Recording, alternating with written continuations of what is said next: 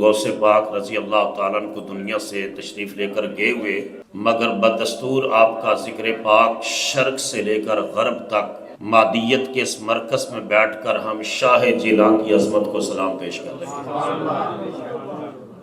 تاریخ ہمیں بتاتی ہے کہ ایران کے اوپر 3100 سال 3100 سال آل ساسان کی حکومت رہی ہے۔ آج کسی کو کوئی پتہ نہیں وہ 3100 سال میں جو بادشاہ گزرے ان کا نام کیا تھا۔ تاریخ کا اسٹوڈنٹ جان سکتا ہے، عام شخص نہیں جان سکتا۔ مگر قربان جائیے حضور غوث پاک رضی اللہ تعالی عنہ کے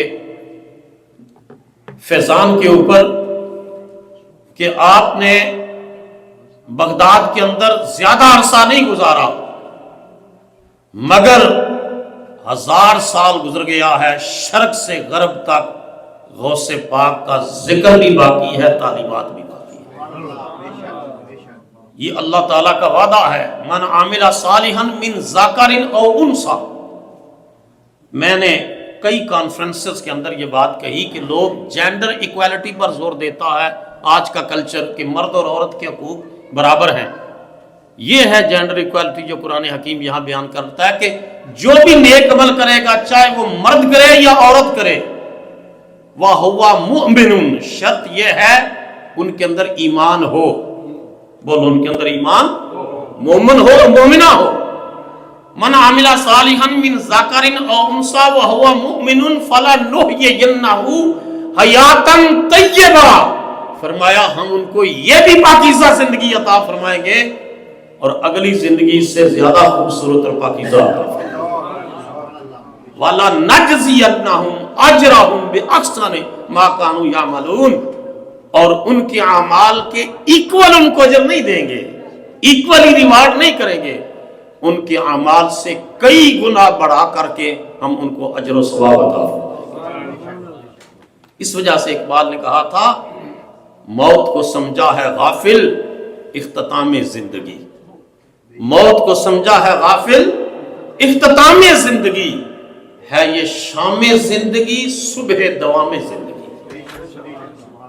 یہ ہے ترجمہ فَلَنُحْيِيَنَّهُ حَيَاةً طَيِّبَةً کا کہ یہ فانی زندگی گزار کر کے جب قبر میں جاتا ہے، کملی والے کا دیدار کرتا ہے، حضور کو پہچانتا ہے، تو اس کو دائمی زندگی کی صبح کا آغاز ہوتا ہے۔ نام فقیر تینا دے باہو قبر جنہ دی جیوے ہو، لاکھ ہزار کتاباں پڑھیاں تے دانش مند سدیوے ہو، نام فقیر تینا دا باہو قبر جنہ دی جیوے ہو۔ تو آج قبر غوث پاک کی جی رہی ہے۔ جب یہ واسرائے لارڈ کرزن ہندوستان آیا تو یہ حضور غریب نواز خواجہ معین الدین چشتی اجمیری رحمۃ اللہ علیہ کی قبر پر گیا، اور وہاں جو گیسٹ کے لیے بک رکھی ہوتی ہے وزٹرز کے لیے، اس کے اوپر اس نے جو تاثرات لکھے اپنا مشاہدہ برِ صغیر کے اندر، اس نے کہا میں نے ایک صاحب قبر کو برِ صغیر پر حکومت کرتے ہوئے دیکھا۔ یہ غیر مسلم کا اعتراف ہے۔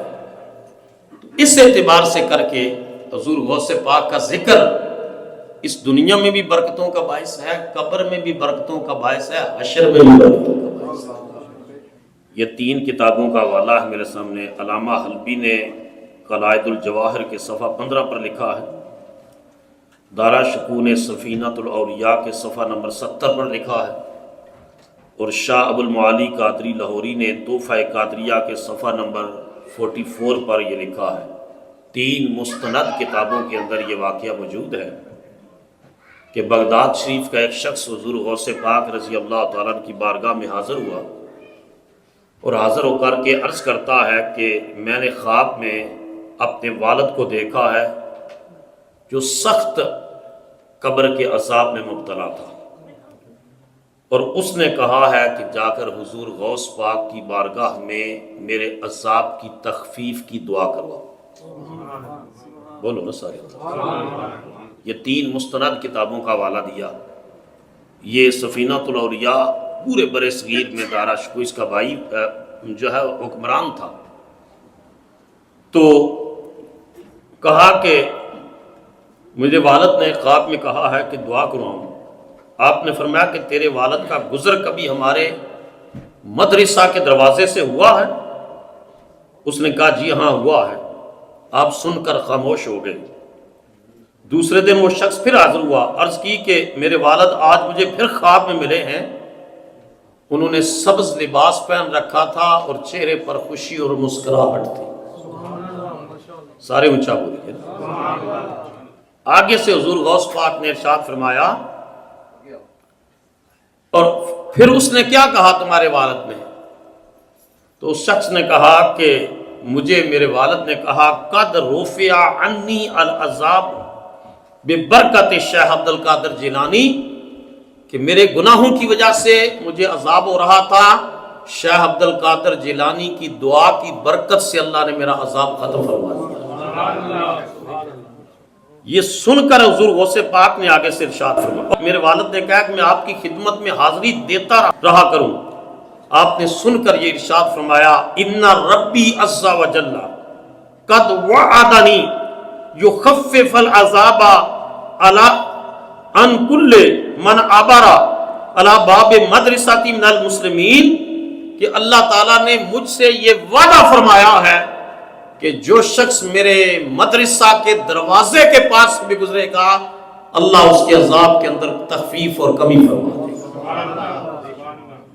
تو 3 مستند کتابیں اور مستند حوالے دیے میں نے کہ حضرت سیدنا شیخ عبد القادر جیلانی کا ذکر بدبختوں کو خوشبخت بنا دیتا، اور اس ذکر کے صدقے، غوث پاک کی 11ویں کے صدقے، شاہ جیلان کے فیضان کے صدقے اللہ مشکلیں بھی ٹالتا ہے، اللہ بیڑے بھی پار کرتا ہے۔